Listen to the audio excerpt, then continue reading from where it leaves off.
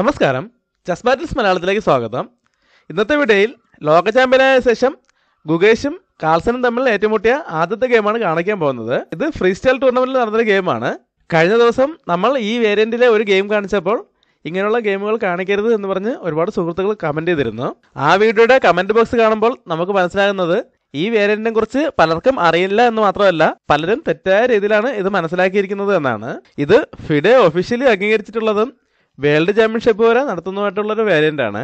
മാത്രമല്ല, നമ്മുടെ ക്ലാസിക്കൽ ചെസ്സിൽ തന്നെ പല ടൂർണമെന്റുകളിലും രണ്ടുപേർ ഒരേ പോയിന്റുകൾ നേടി തുല്യമായിട്ട് തന്നെ നിൽക്കുമ്പോൾ ടൈ ബ്രേക്കറായി ഈ വേരിയന്റ് ഉപയോഗിച്ചുകൊണ്ടാണ് വിജയം കണ്ടെത്തുന്നത്. അതുകൊണ്ട് തന്നെ ചെസ് കളിക്കുന്ന എല്ലാവരും ഈ വേരിയന്റിനെ കുറിച്ച് വ്യക്തമായിട്ട് മനസ്സിലാക്കിയിരിക്കണം. ഇങ്ങനെയുള്ള ഗെയിമുകൾ കൂടുതൽ കളിക്കുന്നതിനും പ്രാക്ടീസ് ചെയ്യുന്നതിനുമായിട്ട് നമ്മൾ രണ്ട് ടൂർണമെന്റുകൾ നടത്താൻ തീരുമാനിച്ചിരിക്കുകയാണ്. രണ്ടും ചെറിയ ക്യാഷ് പ്രൈസ് ഉൾപ്പെടുത്തിയിട്ടുള്ള ഫ്രണ്ട്ലി ടൂർണമെന്റ് ആണ്. എൻട്രി ഫീയോ കാര്യങ്ങളൊന്നുമില്ല. നമ്മൾ എല്ലാ ഞായറാഴ്ചകളിലും നടത്തി വരുന്ന നമ്മുടെ സാധാരണ ടൂർണമെന്റിന്റെ സമയത്ത് തന്നെയാണ് ഇത് നടത്തുന്നത്. ആ ടൂർണമെന്റിന് പകരം ഇത് നടത്തുന്നതേ ഉള്ളൂ. ഈ ടൂർണമെന്റിൽ പങ്കെടുക്കാൻ താല്പര്യമുള്ളവർ നമ്മുടെ വാട്സപ്പ് ഗ്രൂപ്പിലേക്ക് ജോയിൻ ചെയ്യുക. ഇത്തരം ഗെയിമുകൾ എങ്ങനെയാണ് കളിക്കുന്നതെന്ന് ജസ്റ്റ് ഒന്ന് മനസ്സിലാക്കുന്നതിന് വേണ്ടിയാണ് ഈ രണ്ട് ടൂർണമെന്റിലും നടത്തുന്നത്. നാളെ നടത്തുന്നത് ശരിക്കും ഒരു ട്രയലാണ്. അതിനും ചെറിയൊരു ക്യാഷ് പ്രൈസ് കൊടുക്കുന്നുണ്ട്. അതിന്റെ അടുത്ത ഞായറാഴ്ച, അതായത് മാർച്ച് 2-നായിരിക്കും ശരിക്കുള്ള ടൂർണമെന്റ് നടത്തുന്നത്. ഈ ക്യാഷ് പ്രൈസ് എല്ലാം സ്പോൺസർ ചെയ്തിരിക്കുന്നതും ഈ ടൂർണമെന്റ് നടത്തുന്നതും എല്ലാം നമ്മുടെ പാലായിലുള്ള തോമസ് സാറാണ്. അദ്ദേഹത്തിന് ഒരു പ്രത്യേക നന്ദി അറിയിക്കുന്നു. വാട്സപ്പ് ഗ്രൂപ്പിന്റെ ലിങ്ക് ഡിസ്ക്രിപ്ഷനിലും കമന്റ് ബോക്സിലും കൊടുത്തേക്കാം. നമുക്കിന്റെ ഗെയിമിലേക്ക് വരാം. ഇത് 960 രീതിയിൽ സെറ്റ് ചെയ്യാൻ കഴിയുന്നതിൽ 931 പൊസിഷനിലാണ് ഈ ഗെയിം ആരംഭിക്കുന്നത്. ഈ ഗെയിമിൽ ഗുകേഷ് വൈറ്റ് സൈഡും കാൾസൺ ബ്ലാക്ക് സൈഡാണ് കളിക്കുന്നത്. വൈറ്റ് F4 മുതൽ ഗെയിം സ്റ്റാർട്ട് ചെയ്യുന്നു. ബ്ലാക്ക് B6 മൂവ് ചെയ്യുന്നു. വൈറ്റും B3 കൊണ്ട് ബിഷപ്പിന്റെ ഡയഗണൽ ഓപ്പൺ ചെയ്യുന്നു. ബ്ലാക്ക് നൈറ്റിനെ H6 ഡെവലപ്പ് ചെയ്തുകൊണ്ട് ക്വീൻ വെച്ച് ബിഷപ്പിനെ സപ്പോർട്ട് ചെയ്യുന്നു. വൈറ്റ് നൈറ്റിനെ F3 ഡെവലപ്പ് ചെയ്ത ശേഷം ബ്ലാക്ക് ഇവിടെ ഒരു ബിഷപ്പ് എക്സ്ചേഞ്ച് ഓഫർ ചെയ്യാണ്. G6 മൂവ് ചെയ്തുകൊണ്ട് ബിഷപ്പിനെതിരെ ഡിസ്കൗണ്ട് അറ്റാക്ക് കൊടുക്കുന്നു. വൈറ്റ് അത് അക്സെപ്റ്റ് ചെയ്യാണ്. ബിഷപ്പ് വെച്ച് ബിഷപ്പിന് കിട്ടുന്നു. ബ്ലാക്ക് ക്വീന് വെച്ച് തിരിച്ചു കിട്ടുന്നു. ഇവിടെ വൈറ്റ് G3 മൂവ് ചെയ്യുന്നു. ബ്ലാക്ക് C5 മൂവ് ചെയ്യുന്നു.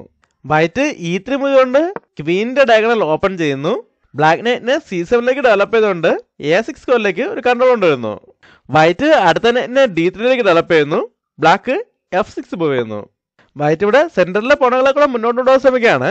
അതിനായിട്ട് ആദ്യം നൈറ്റിനെ F2 കൊണ്ടുവന്ന് E4 ഒരു കൺട്രോൾ കൊണ്ടുവരുന്നു. ബ്ലാക്ക് നൈറ്റിനെ F7 മൂവ് ചെയ്ത ശേഷം E4 മൂവ് ചെയ്യുന്നു. ബ്ലാക്ക് വേഗം ആ പോണിനെതിരെ ഒരു അറ്റാക്ക് കൊണ്ടുവരികയാണ്. F5 മൂവ് ചെയ്തുകൊണ്ട് ഒരു പോൺ എക്സ്ചേഞ്ച് ഓഫർ ചെയ്യുന്നു. ഇപ്പോൾ F3 നൈറ്റിന് ബിഷപ്പിന്റെ സപ്പോർട്ട് ഉള്ളതുകൊണ്ട് വൈറ്റിന് വേണമെങ്കിൽ ഈ എക്സ്ചേഞ്ച് ഓഫർ അക്സെപ്റ്റ് ചെയ്യാം. എന്നാൽ വൈറ്റ് അത് അക്സെപ്റ്റ് ചെയ്യുന്നില്ല. പകരം ആ പോണിന് ഒരു സപ്പോർട്ട് കൊടുക്കുകയാണ്. ക്വീനെ E2 കൊണ്ടുവന്ന് പോണിന് സപ്പോർട്ട് ചെയ്യുന്നു. E5 മൂവ് കൊണ്ട് വീണ്ടും ഒരു പോൺ എക്സ്ചേഞ്ച് ഓഫർ ചെയ്യുന്നു. വൈറ്റ് അത് അക്സെപ്റ്റ് ചെയ്യാണ്. പോൺ വെച്ച് പോണിനോട്ടൊന്ന് ബ്ലാക്ക് നൈറ്റ് വെച്ച് തിരിച്ചു കിട്ടുന്നു. ഇതോടെ ബ്ലാക്കിന്റെ നൈറ്റ് സെന്ററിലേക്ക് വന്നിട്ടുണ്ട്. വൈറ്റിന്റെ നൈറ്റിനെതിരെ അറ്റാക്കുമാണ്. വൈറ്റ് ആ നൈറ്റുകളെ കൂടെ എക്സ്ചേഞ്ച് ചെയ്യാണ്. നൈറ്റ് വെച്ച് നൈറ്റ് കൊണ്ടുവന്നു. ബ്ലാക്ക് ക്വീന് വെച്ച് തിരിച്ചു കിട്ടുന്നു. അടുത്തായിട്ട് വൈറ്റ് ഇവിടെ കിങ്സിലേക്ക് കാസ്ലിംഗ് ചെയ്യാണ്. ഈ പൊസിഷനിൽ എങ്ങനെയാണ് കാസ്ലിംഗ് ചെയ്യുന്നതെന്ന് വളരെ ശ്രദ്ധിച്ച് മനസ്സിലാക്കുക. നമ്മളിപ്പോൾ ഓൺലൈൻ കളിക്കുന്നതാണെങ്കിൽ വലിയ പ്രശ്നമൊന്നുമില്ല. എന്നാൽ നമ്മൾ അല്ലാതെ കളിക്കുന്ന സമയത്ത് ഈ കിങ് വരാനുള്ള സ്കോർ ഏതാണെന്ന് മനസ്സിലാക്കിയിരിക്കണം. ഏത് പൊസിഷനാണെങ്കിലും കാസ്ലിങ്ങിന് ശേഷം നമ്മുടെ സാധാരണ ചെസ്സിൽ കാസ്ലിംഗ് ചെയ്യുന്ന അതേ പൊസിഷനിലേക്കാണ് വരാനുള്ളത്. നമ്മുടെ സാധാരണ ചെസ്സിൽ ആദ്യം കിങ് E1 ഉണ്ടായിരിക്കുന്നത്. അത് കാസ്ലിങ്ങിന് ശേഷം കിങ് G1 ഇവിടത്തുള്ള റൂക്ക് F1 വരുന്നത്. ഇവിടെ അതുപോലെ തന്നെയാണ്. ആദ്യം കിങ്ങിനെ എടുത്ത് G1 വയ്ക്കണം. അതിനുശേഷം റൂക്കിനെ F1 വെച്ചാൽ മതി. നാളെ നടക്കുന്ന നമ്മുടെ ഓൺലൈൻ ടൂർണമെന്റിൽ പങ്കെടുക്കുന്നവർ പ്രത്യേകം ശ്രദ്ധിക്കുക.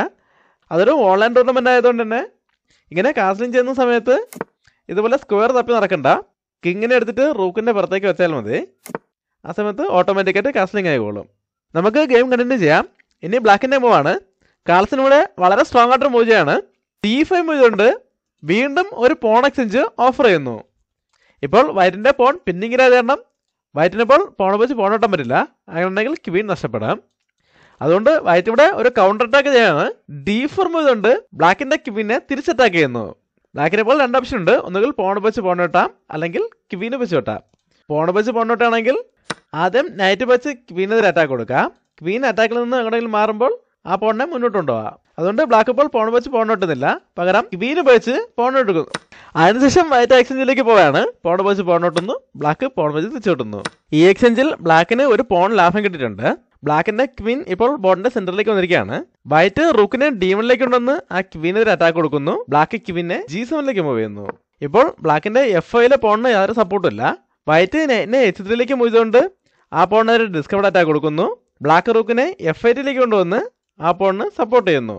ഇവിടെ വൈറ്റ് ഒരു പോൺ എക്സ്ചേഞ്ച് ഓഫർ ചെയ്യാണ്. C4 മൂവ് കൊണ്ട് D5ലെ പോണിനെതിരെ അറ്റാക്ക് കൊടുക്കുന്നു. ബ്ലാക്കിനെ കാസ്ലിംഗ് ചെയ്യുന്നതിൽ നിന്നും തടയുക എന്നതാണ് വൈറ്റിന്റെ പ്രധാനപ്പെട്ട ഉദ്ദേശം. വൈറ്റ് ഇപ്പോൾ പോൺ വെച്ച് പോണോട്ട് എടുക്കുകയാണെങ്കിൽ ഈ ബിഷപ്പുകളുടെ ഡയഗണൽ ഓപ്പൺ ആകും. അതുകൊണ്ട് തന്നെ ബിഷപ്പ് വെച്ച് ബിഷപ്പിനോട്ട് എടുക്കാം. ഇവിടെ ഇപ്പോൾ ബ്ലാക്കിന് 2 ഓപ്ഷനാണുള്ളത്. ഒന്നുകിൽ റൂക്ക് വെച്ച് വെട്ടാം, അല്ലെങ്കിൽ നൈറ്റ് വെച്ച് വെട്ടാം. ഇപ്പോൾ നൈറ്റ് വെച്ച് വെട്ടുകയാണെങ്കിൽ നൈറ്റ് വെച്ച് E6ലേക്ക് കൊണ്ടുവന്ന് കൺട്രോൾ നഷ്ടപ്പെടും. അതുകൊണ്ട് തന്നെ ക്വീനെ E6ലേക്ക് കൊണ്ടുവന്ന് ആദ്യം ഇങ്ങനെ ഒരു ഫോർക്കൻ ചെക്ക് കൊടുക്കാം. കിങ് B7ലേക്കാണ് മൂവ് ചെയ്യുന്നതെങ്കിൽ റൂക്ക് വെച്ച് ഫോർക്കൻ ചെക്ക് വരാനും ക്വീൻ നഷ്ടപ്പെടാനും സാധ്യതയുണ്ട്. അല്ലാതെ കിങ് C7ലേക്ക് മൂവ് ചെയ്താലും മറ്റ് പീസുകളെ കൂടെ അറ്റാക്കിലേക്ക് കൊണ്ടുവന്ന് വളരെ സ്ട്രോങ് ആയിട്ടൊരു അറ്റാക്കിന് സാധ്യതയുണ്ട്. അതുകൊണ്ട് ബ്ലാക്ക് ഇപ്പോൾ പോൺ വെച്ച് പോൺ വെട്ടുന്നില്ല, കാസ്ലിംഗ് ചെയ്തുകൊണ്ട് ഈ പ്രശ്നം പരിഹരിക്കാൻ ശ്രമിക്കുകയാണ്. എങ്ങനെയാണ് കാസ്ലിംഗ് ചെയ്യുന്നത് നോക്കാം. ബ്ലാക്കിന് ഇപ്പോൾ ക്വീൻസിലേക്കാണ് കാസ്ലിംഗ് ചെയ്യേണ്ടത്. നമ്മുടെ ക്ലാസിക്കൽ ചെസ്സിലെ പോലെ തന്നെ കാസ്ലിംഗിന് ശേഷം കിങ് C8ലും റൂക്ക് D8ലേക്കാണ് വരേണ്ടത്. ഇവിടെ ഇപ്പോൾ കിങ് C8ൽ തന്നെ ഉണ്ട്. ഇനി റൂക്കിനെ കൂടെ D8ലേക്ക് കൊണ്ടുവന്നാൽ മതി. നമ്മൾ ബോർഡിൽ കളിക്കുമ്പോൾ ഈ റൂക്കിനെടുത്ത് ഇപ്പുറത്തേക്ക് വെച്ചാൽ മതി. എന്നാൽ ഓൺലൈനായിട്ട് കളിക്കുമ്പോൾ ആ റൂക്ക് ഇങ്ങോട്ടേക്ക് വരില്ല. അതുകൊണ്ട് കാസ്ലിംഗ് ചെയ്യുന്നതിനായിട്ട് കിങ്ങിനെ എടുത്ത് റൂക്കിൻ്റെ പുറത്തേക്ക് വെച്ചാൽ മതി. ആ സമയത്ത് ഓട്ടോമാറ്റിക്കായിട്ട് കാസ്ലിംഗ് ആയിക്കോളും. ഇതെല്ലാം എല്ലാവർക്കും അറിയുന്ന കാര്യമല്ലേ, വീണ്ടും വീണ്ടും എന്തിനാണ് പറയുന്നതെന്ന് പലർക്കും തോന്നുന്നുണ്ടാവും. എന്നാലും നമ്മുടെ വീഡിയോ കാണുന്നതിൽ പലരും ആദ്യമായിട്ടായിരിക്കും ഇങ്ങനൊരു ടൂർണമെൻറ്റിൽ പങ്കെടുക്കാൻ പോകുന്നത്. അവർക്ക് കളിക്കുന്നതിനിടയിൽ ബുദ്ധിമുട്ടുണ്ടാകാതിരിക്കുന്നതിന് വേണ്ടിയാണ് ഇത് ആവർത്തിച്ച് പറയുന്നത്. ഇവിടെ വൈറ്റ് വീണ്ടും ഒരു സ്ട്രോങ് അറ്റാക്ക് പ്ലാൻ ചെയ്യാണ്. അതിനായിട്ട് നൈറ്റിനെ F1ലേക്ക് കൊണ്ടുവന്ന് D5ലെ പോണെതിരെ ഒരു അറ്റാക്ക് കൂടെ കൊണ്ടുവരുന്നു. ഇതോടെ ആ പോണെതിരെ 4 പീസുകളുടെ അറ്റാക്ക് ആയിട്ടുണ്ട്. ഇപ്പോൾ ആ പോണെതിരെ ഒരു അറ്റാക്ക് കൂടെ കൊണ്ടുവരിക എന്നതല്ല പ്രധാന ഉദ്ദേശം. ഇവിടുത്തെ പ്രധാന ഉദ്ദേശം ബ്ലാക്കിൻ്റെ നൈറ്റിനെ ഇവിടെ നിന്ന് ഡിഫ്ലക്ട് ചെയ്യാൻ കഴിഞ്ഞാൽ E6 സ്കോർ ഫ്രീ ആകും. അവിടേക്ക് ഈ നൈറ്റിനെ എത്തിക്കാൻ കഴിഞ്ഞാൽ ഇങ്ങനെ വളരെ സ്ട്രോങ് ആയിട്ടൊരു ഫോർക്ക് കൊടുക്കാൻ കഴിയും. അതുകൊണ്ട് ബ്ലാക്ക് വേഗത്തിൽ ആ സ്കോറിലേക്ക് ഒരു കൺട്രോളർ കൊണ്ടുവരികയാണ്. റൂക്കിനെ E8ലേക്ക് കൊണ്ടുവന്ന് E6ലേക്ക് കൺട്രോൾ ചെയ്യുന്നതോടൊപ്പം ക്വീനെതിരെ അറ്റാക്ക് കൊടുക്കുന്നു. വൈറ്റ് ക്വീനെ അറ്റാക്കിൽ മാറ്റാണ്. ക്വീനെ D3ലേക്ക് മൂവ് ചെയ്തുകൊണ്ട് D5ലെ പോണിനെയും F6ലെ പോണിനെയും ഒരുമിച്ച് അറ്റാക്ക് ചെയ്യുന്നു. ഇതോടെ D5ലെ പോണിനെതിരെ 5 പീസുകൾ ഉപയോഗിച്ച് അറ്റാക്ക് വന്നിട്ടുണ്ട്. അതുകൊണ്ട് തന്നെ ബ്ലാക്ക് ഇനി ആ പോണിന് യാതൊരു സപ്പോർട്ടും കൊടുക്കാൻ ശ്രമിക്കുന്നില്ല. പകരം പോണിനെ മുന്നോട്ടുകൊണ്ടുപോയാണ് D4 മൂവ് ചെയ്യുന്നു. ഇതോടെ ബിഷപ്പ് ഡയഗണൽ ഓപ്പൺ ആയിട്ടുണ്ട്. വൈറ്റ് എക്സ്ചേഞ്ചിലേക്ക് തന്നെ പോവുകയാണ്. ബിഷപ്പ് വെച്ച് ബിഷപ്പിനോട്ടുന്നു, ബ്ലാക്ക് നൈറ്റ് വെച്ച് തിരിച്ചു കിട്ടുന്നു. അതിനുശേഷം വൈറ്റ് നഷ്ടപ്പെട്ട പോണിനെ തിരിച്ചെടുക്കുകയാണ്. ക്വീൻ വെച്ച് F5ലെ പോണിനെ എടുത്തുകൊണ്ട് ചെക്ക് കൊടുക്കുന്നു. ബ്ലാക്ക് ക്വീൻ വെച്ച് ചെക്ക് ബ്ലോക്ക് ചെയ്യുന്നു. ഇവിടെ ഗുഗേഷ് ഒരു ക്വീൻ എക്സ്ചേഞ്ചിലേക്ക് തന്നെ പോവുകയാണ്. ക്വീൻ വെച്ച് ക്വീനിട്ടൊന്നു, ബ്ലാക്ക് റൂക്ക് വെച്ച് തിരിച്ചിട്ടുന്നു. ഇതോടെ ബ്ലാക്കിൻ്റെ 2 റൂക്കുകളെയും ഒരേ ഡയഗണലിൽ അടുത്തടുത്ത് കിട്ടിയിരിക്കുകയാണ്.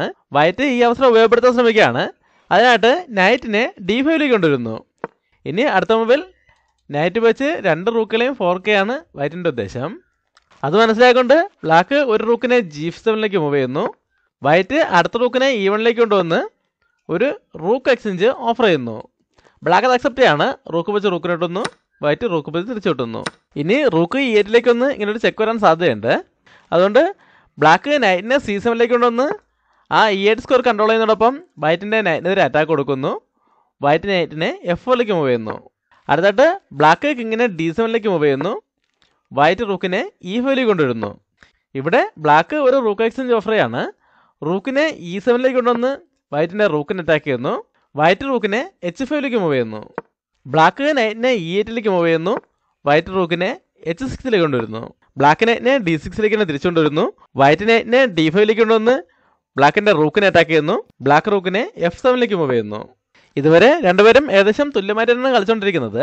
ഇവിടെ ഗുഗേഷ് ഒരു പോണിനെ കൂടെ നേടിയെടുക്കാൻ ശ്രമിക്കുകയാണ്. അതിനായിട്ട് നൈറ്റിനെ F6ലേക്ക് കൊണ്ടുവന്ന് ഒരു ഫോർക്കിൻ ചെക്ക് കൊടുക്കുന്നു. കിങ്ങിനെ D8ലേക്ക് മൂവ് ചെയ്യുന്നു. ഇവിടെ ഇപ്പോൾ H7ലെ പോണിനെതിരെ 2 പീസുകൾ വെച്ച് അറ്റാക്ക് ഉണ്ടെങ്കിലും വൈറ്റിന് ആ പോണിനെ നേടിയെടുക്കാൻ പറ്റില്ല. അങ്ങനെ നേടിയെടുക്കുകയാണെങ്കിൽ ബ്ലാക്കിന് വളരെ വലിയൊരു അഡ്വാൻറ്റേജ് എടുക്കാൻ കഴിയും. അത് മനസ്സിലാക്കിക്കൊണ്ട് വൈറ്റ് നൈറ്റിനെ തിരിച്ചുകൊണ്ടുപോയാണ്. നൈറ്റിനെ D5ലേക്ക് തന്നെ തിരിച്ചുകൊണ്ടുപോകുന്നു. ഇവിടെ ഇപ്പോൾ ഒരു പോണിന് ലാഭം നേടിയെടുത്താൽ എന്താണ് പ്രശ്നം നോക്കാം. നൈറ്റ് വെച്ച് പോണിനെ എടുക്കുകയാണെങ്കിൽ ബ്ലാക്കിന് നൈറ്റിനെ E4ലേക്ക് കൊണ്ടുവന്ന് ഈ 2 സ്കോറുകളും കൺട്രോൾ ചെയ്യാൻ കഴിയും. അതുകൊണ്ട് തന്നെ വൈറ്റിൻ്റെ നൈറ്റിന് ഇനി ഗെയിമിലേക്ക് തിരിച്ചു വരാൻ കഴിയില്ല. ബ്ലാക്കിനിവിടെ ഒരു പാസ്ഡ് പോൺ ഉണ്ട്. ഇനി വലിയ പ്രശ്നങ്ങളില്ലാതെ ബ്ലാക്കിന് ആ പോണിനെ പ്രൊമോട്ട് ചെയ്യാൻ കഴിയും. റൂക്കിന് ഈ ഫയൽ മുഴുവൻ കണ്ടുള്ളതുകൊണ്ട് കിങ്ങിന് അങ്ങോട്ടേക്ക് വരാൻ പറ്റില്ല. ഇങ്ങനൊരു പ്രശ്നം മനസ്സിലായിക്കൊണ്ടാണ് വൈറ്റ് ഇവിടെ ഒരു പോണിനെ നേടിയെടുക്കുന്നതിന് പകരം നൈറ്റിനെ തിരിച്ചു കൊണ്ടുവന്നത്. അടുത്തായി ബ്ലാക്ക് നൈറ്റിനെ F5ലേക്ക് കൊണ്ടുവന്ന് റൂക്കിന് ഒരു അറ്റാക്ക് കൊടുക്കുന്നു. വൈറ്റ് റൂക്കിനെ E6ലേക്ക് കൊണ്ടുവരുന്നു. ബ്ലാക്ക് കിങ്ങിനെ D7ലേക്ക് കൊണ്ടുവന്ന് ആ റൂക്കിനെതിരെ വീണ്ടും അറ്റാക്ക് കൊടുക്കുന്നു. വൈറ്റ് റൂക്കിനെ E2ലേക്ക് മൂവ് ചെയ്യുന്നു. ബ്ലാക്ക് വീണ്ടും കിങ്ങിനെ E6ലേക്ക് കൊണ്ടുവരുന്നു. വൈറ്റ് റൂക്കിനെ F2ലേക്ക് കൊണ്ടുവന്ന് ബ്ലാക്കിന്റെ നൈറ്റിനെ പിൻ ചെയ്യുന്നു. ഇവിടെ ബ്ലാക്ക് ഒരു പോൺ എക്സ്ചേഞ്ച് ഓഫറാണ്. B5 ചെയ്തുകൊണ്ട് C4ലെ പോണിനെതിരെ അറ്റാക്ക് കൊടുക്കുന്നു. ഇപ്പോൾ വൈറ്റിന്റെ നൈറ്റിന് ആ പോണിന്റെ സപ്പോർട്ട് അത്രേ ഉള്ളൂ. അതുകൊണ്ട് ആ പോൺ ഇപ്പോൾ വേറെ അങ്ങോട്ടേക്ക് മാറാൻ പറ്റില്ല. വൈറ്റ് കിങ്ങിനെ F1ലേക്ക് മാറ്റിയതിനു ശേഷം ബ്ലാക്ക് ആ എക്സ്ചേഞ്ചിലേക്ക് തന്നെ പോയാണ് പോൺ വെച്ച് പോണിട്ടുന്നു. വൈറ്റ് പോൺ വെച്ച് തിരിച്ചിട്ടുന്നു. ഇവിടെ ഈ C4ലെ പോണെ ഇവിടെ നിന്ന് ഒഴിവാക്കാൻ കഴിഞ്ഞാൽ പിന്നെ ഈ നൈറ്റിനെ നേരിടാൻ കഴിയും. അതുകൊണ്ട് ഈ പോണിനെ അറ്റാക്ക് ചെയ്യുന്നതിനായിട്ട് നൈറ്റിനെ കൂടെ കൊണ്ടുവരാൻ ശ്രമിക്കുകയാണ്. അതിനായിട്ട് ആദ്യം കിങ്ങിനെ E5ലേക്ക് മൂവ് ചെയ്യുന്നു. വൈറ്റ് കിങ്ങിനെ E1ലേക്ക് മൂവ് ചെയ്യുന്നു. അതിനുശേഷം നൈറ്റിനെ D6ലേക്ക് കൊണ്ടുവന്ന് C4ലെ പോണിനെതിരെ അറ്റാക്ക് കൊടുക്കുന്നു. ഇപ്പോൾ റൂക്കിനെതിരെ ഡിസ്കവർ അറ്റാക്ക് വന്നിട്ടുണ്ട്. ഗുഗേഷ് വളരെ മികച്ച രീതിയിൽ തന്നെ ഈ പ്രശ്നം സോൾവ് ചെയ്യാണ്. നൈറ്റിനെ F4ലേക്ക് മൂവ് ചെയ്തുകൊണ്ട് നൈറ്റിനെ അറ്റാക്കിൽ നിന്ന് മാറ്റുന്നതോടൊപ്പം റൂക്കിന്റെ ഫയലും ക്ലോസ് ചെയ്യുന്നു. ബ്ലാക്ക് ഇപ്പോൾ നൈറ്റ് വെച്ച് പോണെടുക്കുകയാണെങ്കിൽ നൈറ്റിനെ D3ലേക്ക് കൊണ്ടുവന്ന് ചെക്ക് കൊടുക്കുന്നതോടൊപ്പം റൂക്കിനെതിരെ ഡിസ്കവർ അറ്റാക്കും കൊടുക്കാം. ഈ രണ്ട് പ്രശ്നങ്ങളും പരിഹരിക്കുന്നതിനായിട്ട് ബ്ലാക്കിന് ഇപ്പോൾ ഒരു ഓപ്ഷനേ ഉള്ളൂ. കിങ്ങിനെ E6ലേക്ക് മൂവ് ചെയ്യേണ്ടി വരും. ഈ സമയത്ത് ഒരു ചെക്കോട് കൂടി പോണിൻ്റെ എടുത്തുകൊണ്ട് നഷ്ടപ്പെട്ട പോണിനെ തിരിച്ചെടുക്കുക. അങ്ങനെ ഒരു ഓപ്ഷൻ ഉള്ളതുകൊണ്ട് തന്നെ ബ്ലാക്ക് ഇപ്പോൾ നൈറ്റ് വെച്ച് പോണെടുക്കുന്നില്ല. ആദ്യം റൂക്കിനെ ഇവിടെ നിന്ന് മാറ്റാണ്. റൂക്കിനെ C7ലേക്ക് മൂവ് ചെയ്യുന്നു. ഈ സമയത്ത് വൈറ്റ് റൂക്കിനെ E2ലേക്ക് കൊണ്ടുവന്ന് ചെക്ക് കൊടുക്കുന്നു. ബ്ലാക്ക് കിങ്ങിനെ F5ലേക്ക് മൂവ് ചെയ്യുന്നു. ഇപ്പോഴും രണ്ടുപേർക്കും ഏകദേശം തുല്യ സാധ്യതകൾ തന്നെയാണ് ഉള്ളത്. ഇവിടെ ഇപ്പോൾ വൈറ്റിൻ്റെ C4ലെ പോൺ നൈറ്റ് വെച്ച് അറ്റാക്കിലാണ്. ഇവിടെ ഇപ്പോൾ ബ്ലാക്കിൻ്റെ ഏറ്റവും അപകടമായിട്ടുള്ള പീസ് എന്ന് പറയുന്നത് ഈ പാസ്ഡ് പോണാണ്. ആ പോൺ മുന്നോട്ട് വരുന്നത് തടഞ്ഞുകൊണ്ടിരിക്കുന്നത് ഈ നൈറ്റാണ്. ഇവിടെ ഒരു അറ്റാക്കിന് വേണ്ടി ഗുഗേഷ് ആ നൈറ്റിനെ ഇവിടെ നിന്ന് മാറ്റാണ്. നൈറ്റിനെ D5ലേക്ക് കൊണ്ടുവന്ന് റൂക്കിനെതിരെ അറ്റാക്ക് കൊടുക്കുന്നു. ഇവിടെ ഇപ്പോൾ ബ്ലാക്കിന് വേറെ വലിയ പ്രശ്നങ്ങളൊന്നും നേരിടാനില്ല. അതുകൊണ്ട് റൂക്കിനെ അറ്റാക്കിൽ നിന്ന് മാറ്റാണ്. റൂക്കിനെ B7ലേക്ക് മൂവ് ചെയ്യുന്നു. ഇതോടെ ആ റൂക്കിന് ഓപ്പൺ ഫയലും കിട്ടിയിട്ടുണ്ട്. വൈറ്റിനിപ്പോൾ രണ്ട് പ്രശ്നങ്ങളാണ് നേരിടാനുള്ളത്. ഒന്നാമത്തത് നൈറ്റ് വെച്ച് ഈ C4ലെ പോണിനെതിരെയുള്ള അറ്റാക്ക്. രണ്ടാമത്തത് ഈ പാസ്ഡ് പോൺ മുന്നോട്ട് വരുന്നത്. ഇപ്പോൾ നൈറ്റിനെ F4ലേക്ക് തിരിച്ചു കൊണ്ടുവന്ന് ആ പാസ്ഡ് പോണിനെ സ്റ്റോപ്പ് ചെയ്യാൻ ശ്രമിക്കുകയാണെങ്കിൽ C4ലെ പോൺ നഷ്ടപ്പെടും. അല്ലാതെ റൂക്കിനെ C3ലേക്ക് കൊണ്ടുവന്ന് ആ പോണിനെ സപ്പോർട്ട് ചെയ്യാൻ ശ്രമിക്കുകയാണെങ്കിൽ പാസ്ഡ് പോൺ വെച്ച് തന്നെ ആ റൂക്കിനെതിരെ അറ്റാക്ക് വരും. അതുകൊണ്ട് ഗുഗേഷ് ഇപ്പോൾ ഈ രണ്ട് ഡിഫൻസിലേക്കും പോകുന്നില്ല. പകരം പോണുകൾ വെച്ച് ഒരു അറ്റാക്കിന് ശ്രമിക്കുകയാണ്. അതിനായിട്ട് ആദ്യം H3 മൂവ് ചെയ്യുന്നു. എന്നാൽ കാൾസൺ ഇപ്പോൾ ആ ഫ്രീ പോണിനെ ഒട്ടെടുക്കുന്നില്ല. കുറച്ചുകൂടെ സ്ട്രോങ് ആയിട്ടുള്ള മൂവാണ് ചെയ്യുന്നത്. നൈറ്റിന് E4ലേക്ക് മൂവ് ചെയ്തുകൊണ്ട് G3ലെ പോണിനെ അറ്റാക്ക് ചെയ്യുന്നതോടൊപ്പം പ്രധാനപ്പെട്ട ഈ രണ്ട് സ്കോറുകളും കൺട്രോൾ ചെയ്യുന്നു. ഇതൊരു ഡബിൾ അറ്റാക്കാണ്. ഇപ്പോൾ ഈ G3ലെ പോണിനെതിരെ അറ്റാക്കാണ്.